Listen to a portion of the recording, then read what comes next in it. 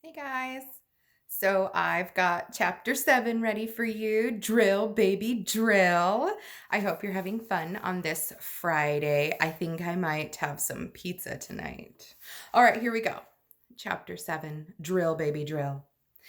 Every day, Mr. Cooper tries to teach us how to do math. I don't know why. What's the point of learning math when we have calculators? Mm-hmm. Anyway, Mr. Cooper had just told us to turn to page 23 in our math books when lights started flashing, sirens started screaming, and you'll never believe in a million hundred years what happened next. I bet you might have an idea. No, Mrs. Meyer didn't come running into the doorway. Wrong again.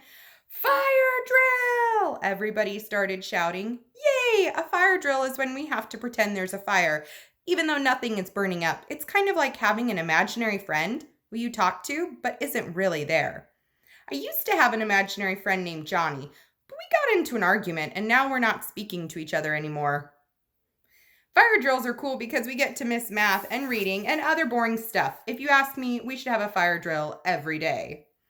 We had to get up and walk single file out of the building. Mr. Cooper was the line leader. Alexia was the door holder. Everybody was goofing around because we knew it wasn't a real fire. If it was a real fire, I would have run out of there. We had to stand out on the playground for 1,100,000 hours because I guess that's how long it takes a school to burn down. So when we were standing out there minding our own business, and you'll never believe what I saw coming out of the trees next to the playground. That'd be a fun thing to do today. Maybe practice a fire drill at your house, your meetup spot, that safety spot where when you're exiting your house where your whole family's going to meet to make sure you're safe. That'd be a fun thing to practice today. So far, the weather's nice. We'll see. It looks like a forest fire might be starting, yelled Andrea. Oh no, hollered Michael. Run for your lives, shouted Neil. We've got to do something, hollered Emily. That's right, yelled Ryan. Only all of us can prevent forest fires. Let's go, said Mr. Cooper as he pulled out his cell phone. I'll call the school and tell them to alert the fire department. We ran into the woods to see if we could put on the forest fire, and you'll never believe, in 1,100,000 years, what we found there. Ready for it? It was Mrs. Meyer. She was sitting next to a little campfire holding a long stick with a hot dog at the end of it. What are you doing here, Mrs. Meyer? Asked Michael. What does it look like I'm doing? She replied. I'm cooking a hot dog. I never got to eat breakfast today. There she is. Cooking a hot dog. Yum. Did you make that fire with your own hands? Asked Alexia. Well, I couldn't make it with somebody else's hands, she said, taking a bite of her hot dog. Did any of you kids ever make a campfire? No, said Neil. No, said Andrea. No, said Emily. In case you were wondering, everybody was saying no. There are 3 things you need to make a fire, Mrs. Meyer told us as she took another bite of her hot dog. Can anybody name one of them? Lighter fluid, I shouted. You're partly right, AJ, she said. You need fuel, air, and heat. The fuel is needed for the fire to burn. The air is needed for the fire to breathe. And the heat is needed to keep the fire burning. If you get rid of any one of those things, your fire will go out. Boy, she sure knew a lot about making a fire. She should get the Nobel Prize. That's a prize they give out to people who know how to make fires. Mrs. Meyer took the last bite of her hot dog. If fire is so dangerous, why would we want to make one? Asked Andrea. So you can toast marshmallows, silly, said Mrs. Meyer. Marshmallows! Oh, I love marshmallows. I can't think of anything in the world I love more than marshmallows. Well, maybe chocolate and ice cream and pizza. But I really like marshmallows too.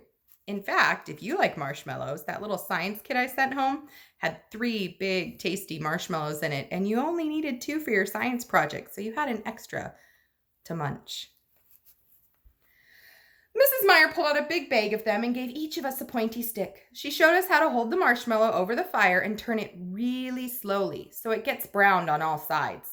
Toasty brown all around, Mrs. Meyer said. Repeat after me. Toasty brown all around. Toasty brown all around, we all chanted. I ate about 1,100,000 marshmallows. I thought I was going to throw up. He kind of exaggerates a lot, doesn't he? It was the greatest day of my life. Say, do you kids want to hear a joke? Mrs. Meyer asked as we were toasting our marshmallows. Oh no, not again. Mrs. Meyer's jokes are awful. Did you hear about the fire at the circus? She asked us. No, we all replied. It was intense, said Mrs. Meyer. That was the whole joke. I didn't get it. Of course it was intense. It was at the circus. Mrs. Meyer's jokes make no sense at all. Do you get it? Intense. Like, ooh, this is really intense and scary. Or like in a tent, like in a circus. Get it? I love that one. Here we go.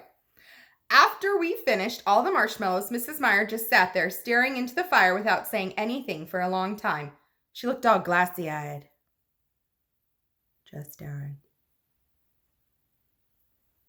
It was like she was in a trance or something. Fire is an amazing thing, don't you think?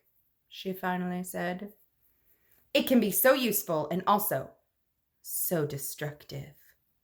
Like I said, Mrs. Meyer is weird. And remember, this author loves to teach us how to use footnotes. So we have this little tiny asterisk here. Let's see if I can get really close here in the screen. See, it's like a little star right there. And that means we go down here to the footnote, like feet are at the bottom. And there's another little star right here that matches. And I'm going to read this and then jump back up where we left off. Are you enjoying the story so far? Good. So what are you reading this for? The story's up there, dumbhead. And that brings us to chapter 8.